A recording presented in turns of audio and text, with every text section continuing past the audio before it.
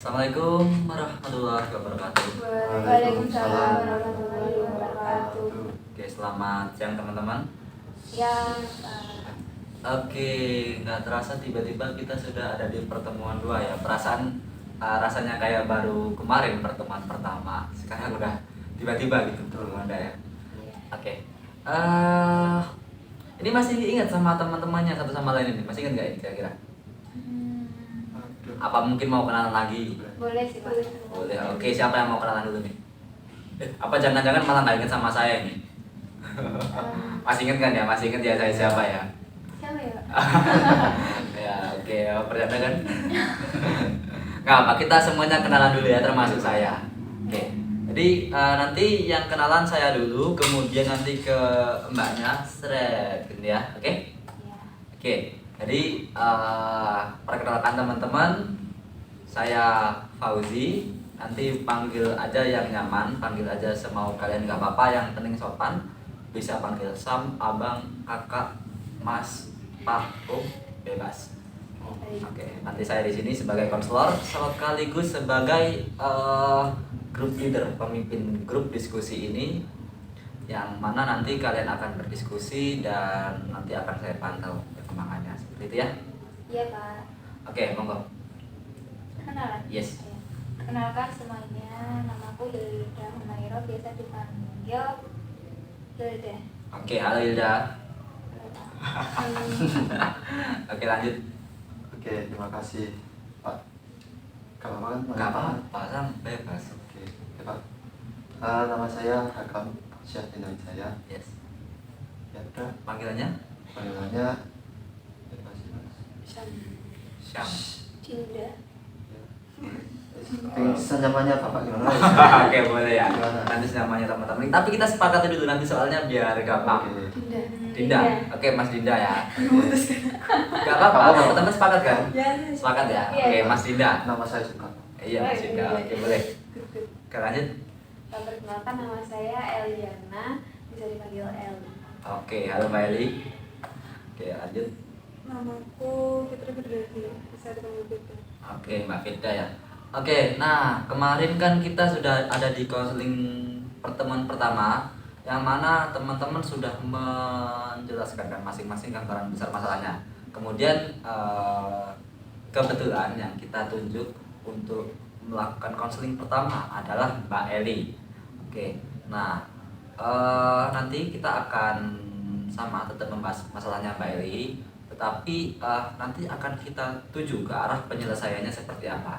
Kalau kemarin kan kita lebih ke menggali-gali gimana permasalahannya Mbak Eli, mungkin kayak ini gimana sih munculnya kapan atau tiap kapan, dampaknya seperti apa. Nah, kalau sekarang kita akan mencoba membantu Mbak Eli untuk menyelesaikan masalahnya itu kira-kira bagaimana. Oke, bisa dipahami ya teman-teman?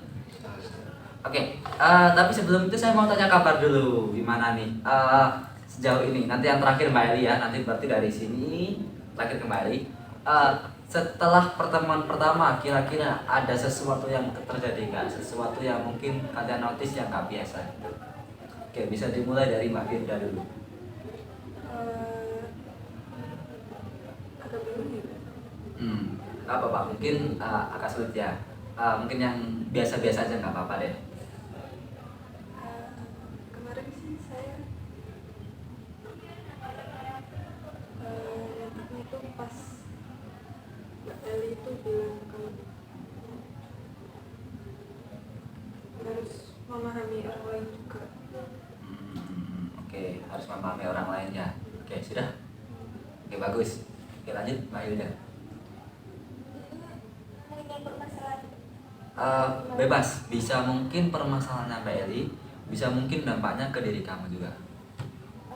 Kalau kemarin saya notisnya Mbak Eli ini bukan terlalu kayak apa ya, ternyata itu ada rasa kayak menuntut di orang lain.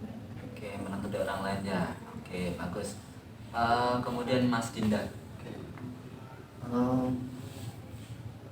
Saya rasa dalam akhir-akhir sisi itu kayak sudah mulai muncul dalam dirinya lebih positif lah.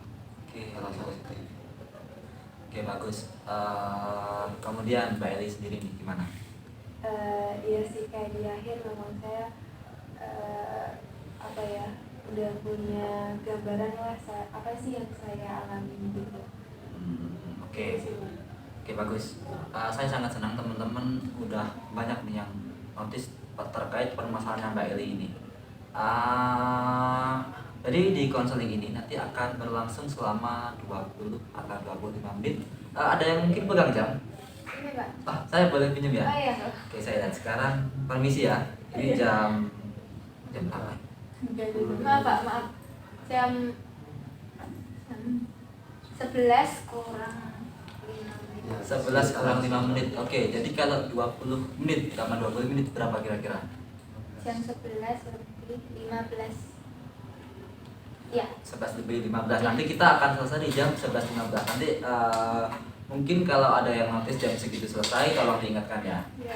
Oke, tetapi seperti counseling yang kemarin kita ada peraturan yang sama seperti tentang HP itu yang pertama. Yang HP nanti kita tetap nggak boleh main HP dulu karena kita lebih memperhatikan ke teman kita Mbak Eli, dan kemudian nanti sebisa mungkin teman-teman berpartisipasi aktif ya untuk membantu Mbak Eli, ya, membantu temannya ya. Karena nanti setelah Mbak Eli nanti salah satu dari kalian juga akan dibantu oleh Mbak Eli. Jadi kita kalian tolong menolong seperti itu, oke? Oke, kita akan masuk ke sesi konselingnya. Oke, jadi gini. Mungkin kita akan langsung masuk ke sesi konselingnya, dimulai dari saya akan menjelaskan sedikit mengenai permasalahannya Mbak Eli kemarin itu gimana ya. Nah, oke. Jadi kemarin saya izin membuka catatan dulu. Jadi kemarin Mbak Eli ini memiliki masalah pertama, kualitas tidurnya itu kayak kualitas tidur. Mbak Eli itu susah tidur karena karena apa ya? Pokoknya intinya susah tidur, dan itu terjadi sangat sering sehingga Mbak Eli sudah berusaha untuk mengupayakan menyelesaikannya itu gimana, seperti beli teh dan beli penyumbat telinga itu. Nah, dampaknya dari nggak bisa tidur ini banyak juga, seperti self talk. Jadi itu nanti bakal kayak memunculkan pikiran yang kemana-mana yang mungkin nggak diinginkan juga oleh Mbak Eli. Nah, kemudian juga yang jelas kualitas tidur yang menjadi berantakan seperti itu. Nah, tapi kemudian di akhir sesi konseling Mbak Eli menyadari bahwa Mbak Eli itu terlalu menuntut kondisi di sekitar untuk sesuai apa yang dia inginkan. Nah, seperti itu. Apakah benar Mbak Eli? Iya, benar. Oke, benar ya. Nah, mungkin Mbak Eli kemarin sudah ada gambaran-gambaran positif kira-kira harus ke depannya itu gimana kira-kira. Nah, tapi supaya lebih terbantu Mbak Eli gak keberatan kan dibantu oleh teman-teman? Enggak keberatan malah. Oke, bagus ya. Nah, jadi nanti saya mau kita semua bekerja sama untuk membantu Mbak Eli untuk Mbak Eli dalam mengurangi masalah ini harus digimanakan sih kira-kira. Nah, nanti teman-teman bisa membantu dengan cara mungkin berpendapat, mungkin bisa dengan bertanya atau memberi saran bisa, dan juga mungkin kalau berdebat juga boleh, mendebat apa yang mungkin kurang dari Mbak Eli itu mungkin bisa banget. Tetapi perlu dipahami juga kalau Mbak Eli ini juga manusia, juga punya perasaan. Jadi kalau mungkin ingin mendebat itu usahakan sebisa mungkin tidak sampai menyakiti perasaannya Mbak Eli. Seperti itu ya teman-teman. Iya Kak. Oke, jadi kita mulai. Oke, mungkin bisa dimulai dari saya dulu. Nanti teman-teman kalau mau menjawab bisa angkat tangan dulu ya. Oke, Mbak Eli, kemarin kan kamu merasa kalau kamu itu terlalu menuntut ke orang lain. Menurutmu kondisi di sekitar itu memang harus sesuai dengan apa yang kamu inginkan atau enggak kira-kira? Iya Pak, karena saya kan ya Pak, kalau di situasinya kalau mau tidur gitu ya. Yes. Itu kan harusnya mungkin udah karena udah kebiasaan di rumah itu selalu saya yang terakhir tidur gitu. Jadi keadaan rumah tuh pasti sepi gitu. Tapi di sini ternyata teman saya tuh kadang masih nugas atau dia melakukan hal lain gitu. Terus apalagi kan di lingkungan kos ya, yang banyak anak-anak juga, kadang anak-anak kayak nutup pintu tuh kencengan, juga membuat saya gitu sih Kak. Jadi karena kebiasaan itu, jadi saya benar-benar harus lingkungan saya tuh harus Oke, saya memahami yang Mbak Eli rasakan. Mungkin akan sangat berat ketika kita berada di situasi yang berbeda, yang tidak sebagai apa ya, yang tidak seperti kita biasanya gitu kan. Kalau mungkin tadi Mbak Eli merasa lebih terbiasa dengan yang terakhir tidur, sehingga kondisi di sekitar itu sudah terkondisikan. Nah, kalau di Malang di kos ini mungkin menemui berbagai macam orang yang mungkin bisa ramai sendiri di kos, yang mungkin menutup pintu tadi bisa kencang, dan mungkin masih nunggu sehingga menyebabkan suara-suara yang mungkin mengganggu. Oke, bagus. Oke, nah teman-teman, apakah ada tanggapan?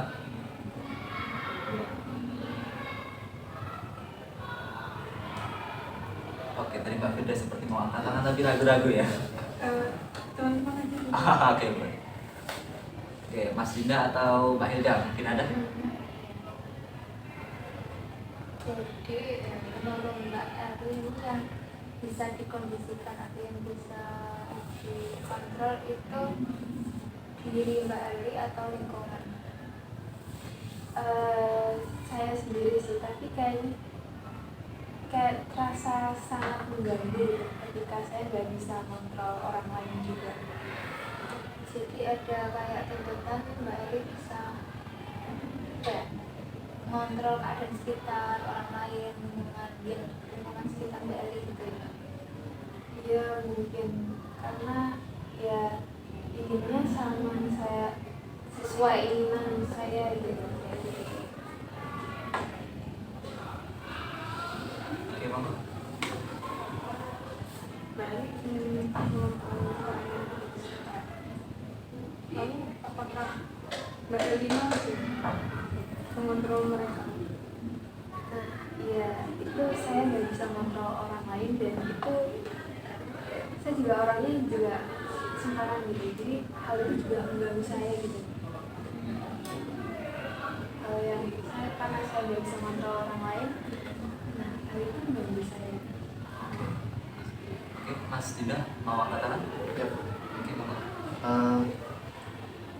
Coba ada ya, kayak membayangkan tadi tanda-tanda tadi disebutkan kalau ingin mengontrol orang lain lah, keinginannya begitu. Nah, jika berandai posisinya dibalik, orang lain mengontrol bahasa Baik. baik, Oh, parah. ya, mengontrol. Nah, mengontrol Mbak, apakah Mbak Eli bisa dikontrol oleh orang? Bisa atau enggaknya sih nggak tahu ya, tapi kayaknya saya juga nggak mau. Tidak mau. Dalam situasi yang sama, semisal sama, teman atau orang lain itu memiliki hal yang sama dengan Mbak Eli, dan Mbak Eli melakukan hal yang sama dengan orang lain yang dirasa mengganggu diri. Enggak sih. Enggak sih saya. Nggak bisa ya? Nggak bisa apa nggak sama dia?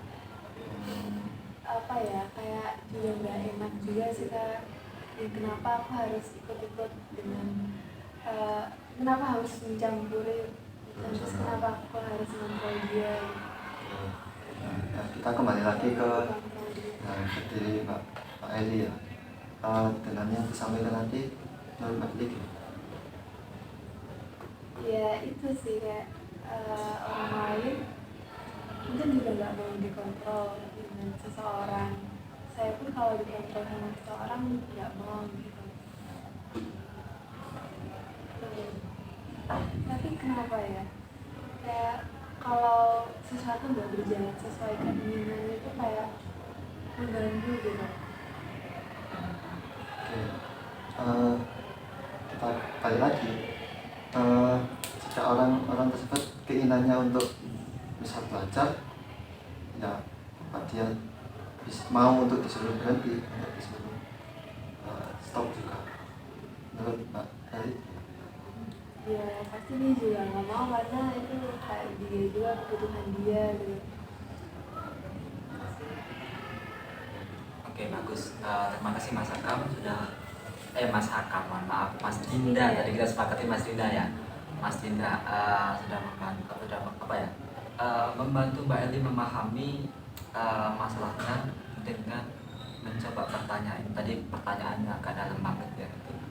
Meminta Mbak Eli untuk berandai-andai apabila posisinya dibalik. Oke.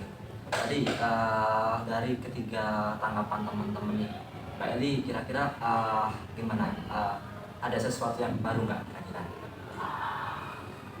Apa ya, kayak mungkin sama-sama jadi sama-sama tahu gitu. Kalau semua orang tuh pasti gak mau dikontrol, dan ya untuk mengontrol orang lain pun rasanya nggak ada hak gitu. Itu sih Pak. Oke, sangat senang, saya sangat apresiasi Mbak Eli yang mungkin maaf yang sudah membuka pandangan baru, wawasan baru, seperti tadi, seperti kalau semua orang itu nggak bisa dikontrol. Jadi nggak semua orang itu mau dikontrol. Tadi kita membayangkan bagaimana jika posisinya dibalik, Mbak Eli yang mungkin akan dikontrol oleh orang lain, mungkin kan juga nggak mau. Dan tadi misalkan ada orang lain yang sedang nugas, itu kan juga bukan salah dia kalau misalkan dia sedang nugas. Mungkin ada orang lain yang menutup pintu secara lebih keras, itu juga mungkin dia nggak sengaja, bukan berarti salahnya dia juga. Nah, tapi yang perlu Mbak Eli pahami, ada hal yang bisa kita kontrol dan ada hal yang nggak bisa kita kontrol. Kita sudah paham semua itu ya. Nah, hal-hal yang tadi itu termasuk ke hal-hal yang nggak bisa kita kontrol, orang-orang lain itu aktivitas mereka gitu. Nah, maka saya ingin Mbak Eli untuk fokus kepada hal-hal yang bisa Mbak Eli kontrol seperti itu. Nah, kira-kira kalau seperti ini tadi, kalau kondisinya sudah kita skenario kan tadi ya, apa kira-kira hal yang bisa Mbak Eli kontrol kalau di situ? Nah, ini yang diri saya juga, yang bisa saya kontrol dan diri saya sendiri. Yes, betul. Ini saya berusaha untuk memaafkan orang lain, tapi di sisi lain saya juga, kenapa saya harus memaafkan semua orang? Seharusnya orang-orang itu ya memahami gitu, kalau itu malam gitu, harus nggak rame gitu. Kenapa gitu? Saya terus mikir, kenapa sih orang-orang kayak gitu? Kenapa sih dia nggak cuci rambutnya? Kenapa sih dia nggak nyapu? Kenapa sih dia? Dan pikiran-pikiran itu akhirnya yang malah diganggu. Oke, ya mungkin sangat berat ketika memang kayak semua orang itu nggak paham dengan apa ya yang namanya jam malam, mungkin sangat berat juga ya seperti itu Pak ya. Oke, tetapi kembali lagi tadi, ada hal yang bisa kita kontrol dan ada yang enggak. Nah, kalau mungkin memang mereka salah, tapi kita nggak bisa kontrol mereka, kita mau gimana pun mereka juga akan tetap seperti itu. Nah, seperti itu ya. Oke, jadi mungkin kalau misalkan Mbak Eli sedang mendumel, teman-teman ada nggak petuah kepada Mbak Eli yang mungkin bisa membantu Mbak Eli membantu mengontrol hal-hal yang bisa dikontrol seperti itu? Oke, apakah ada? Bukan sama bapak tadi. Yes. Ya, mungkin memang seperti itu konsepnya. Mungkin lebih ke petuah-petuah atau hal-hal yang membantu mungkin ya, yang saya maksud seperti itu. Oke, apakah ada? Oke, monggo Mas Dinda. Mungkin lebih ke kayak pribadi masing-masing ya, kayak dalam diri ini kan pastinya nggak cuma positif aja, ada negatif. Nah, positif dan negatif, apakah jika salah satunya misal dominan, apakah tiba-tiba hidupnya berhenti gitu. Kan juga belum tentu kan. Bagaimanapun jika semisal positif dan negatifnya ini berbarengan dan saling gampangnya saling memaafkan antara positif dan negatif ini, ya gimana pun ya tetap jalan kan, nggak akan bagaimana ya nggak akan gimana gitu loh. Nah ya menurut saya ya gimana pun kayak gimana pun situasinya jika tadi saling memaafkan ya saya rasa ya akan baik aja. Mungkin ya akan sulit, memang akan sulit, tapi bukan kita mungkin ya kayak suatu saat apa ya, mungkin ada hikmah dari dia bisa memaafkan negatif atau memaafkan positif yang berlebih tadi ya. Mungkin suatu saat dia bisa menerima dan mendapatkan apa yang di luar apa yang di luar sangkanya dia. Oke, bagus banget sekali Mas Dina, mungkin bisa melihat dari sisi positif dan mungkin semua ini ada artinya lah untuk kedepannya mungkin ya. Oke, bagaimana Kak Eli? Ya itu sih, tadi kan saya bilang kalau kenapa saya harus memaafkan dia, mungkin saya bilangnya pengen maafin dia, tapi di hati saya tuh sebenarnya nyalahin dia gitu loh. Jadi sebenarnya nggak ada kata maaf untuk dia dan selalu menghakimi orang gitu. Yes. Ya jadi yang harus dievaluasi ya cara saya untuk berdamai atau memaafkan. Yes. Oke, mungkin saya paham yang Mbak Eli rasakan. Mungkin akan susah memaafkan orang-orang yang melakukan kesalahan tapi seperti mereka itu nggak sadar kalau mereka itu salah. Nah, kan memang parah banget dan mungkin kita akan kayak marah-marah di dalam hati berdua sendiri. Tapi yang saya sukai dari Mbak Eli, yang saya respect itu Mbak Eli tidak marah-marah secara langsung ke orangnya, karena mungkin Mbak Eli paham kalau itu akan menimbulkan dampak yang lebih buruk lagi nantinya, seperti itu ya. Oke, bagus Mbak Eli. Kemudian tadi Mbak Eli juga bilang kalau sangat penting untuk berdamai dan memaafkan meskipun itu sulit. Tapi saya yakin Mbak Eli bisa, gitu ya. Oke. Mungkin karena ada. Cuma Ya, mau pokok. tanya tadi sebenarnya kayak kan Mbak Ri tadi bilang kalau nggak ada kata maaf, kayak orang yang kayak mengganggu Mbak Ri gitu. Tapi Mbak Ri itu kan pasti bersosialisasi, apalagi Mbak Ri kan ngekos kan, pasti Mbak Ri menyadari nggak konsekuensi dari ngekos itu apa? Iya sih, kayak kan hidup bersama gitu ya, pastinya ada aja makhluk-makhluk yang akan saya temui gitu. Sebenarnya saya sudah punya ekspektasi itu, tapi saya tetap otak saya masih sama kayak di rumah gitu. Jadi agak kaget dan akhirnya kayak menyalahkan orang lain. Sebenarnya sih karena ekspektasi saya sama kayak gimana. Oke, mungkin memang sulit untuk terbiasa dengan sesuatu yang nggak kita inginkan ya. Ya itu, tapi kuncinya itu tetap berdamai, tetap bagaimana kita mengontrol yang bisa kita bisa kita kontrol itu. Oke teman-teman, mohon maaf kalau mungkin saya terlalu mendadak untuk mengakhirinya, karena saya notice di jamnya itu udah hampir selesai. Itu saya mohon maaf sekali lagi teman-teman. Iya Pak. Oke, tapi sebelum kita akhiri, kira-kira dari Mbak Eli mungkin ada apa yang didapatkan dari pertemuan ini? Kira-kira jatuh. Oke, dari pertemuan ini, dari pertemuan teman-teman, kira-kira apa yang didapatkan Mbak Eli?